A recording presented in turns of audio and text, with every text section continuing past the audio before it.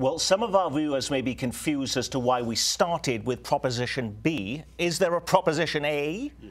Well, the answer is yes. Thank you, Dave. And the reason we didn't start our program with that is because it could be more confusing to you, because Proposition A will ask you whether or not you want the City of St. Louis to have local control over its police force. Now, currently, it is one of just 2 cities in the country, along with Kansas City, to be overseen by a state-appointed panel. Why are people here in Lee Summit, in Independence, and Brookside, and Parkville deciding whether the St. Louis Police Department should be under local control or not? Isn't that a decision voters in St. Louis should be making, Lynn?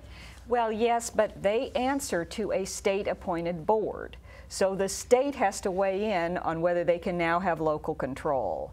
And people in Kansas City should know that while they're voting on whether St. Louis can have local control of their police department, it does not affect Kansas City's police department, which is also governed by a state board. So if it doesn't affect us, then should I just leave that section of the ballot blank because I don't care about that? It doesn't affect me. No, it likely is to affect you in the future, because if it passes and St. Louis gets local control, then Kansas City remains as the only city in the country, and it's going to set the table for a change here. And so what? So what if Kansas City is the only city in the country that has a board that controls the police department? Well, as you know, Nick, on this show and in other places, we've argued this question for 25 years in Kansas City. Who should have direct supervision of the local police department? It is a state statute that now requires state-appointed boards in St. Louis and Kansas City. That's why St. Louis is on the ballot.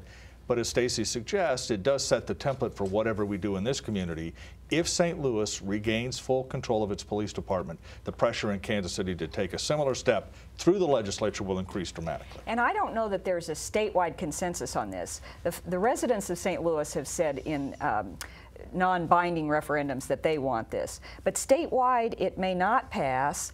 I think St. Louis folks are counting on the votes from Kansas City and this metro area to get them over the hump toward getting that statewide vote.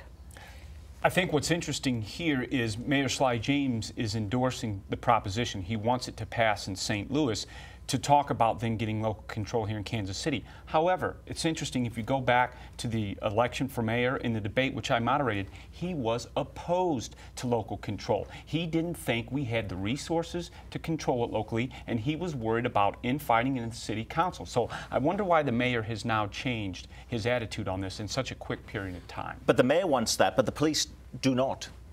Well, the police in Kansas City do not, and the state board appointees in Kansas City do not. There is not a consensus in this community yet. I think since Mayor Sly James got elected, he's realized that the city budget sends a lot of money to the police department, and he wants control over that. Which is why we'll have to keep a very close eye on the Kansas City results on Prop A, because it could be a pretty good referendum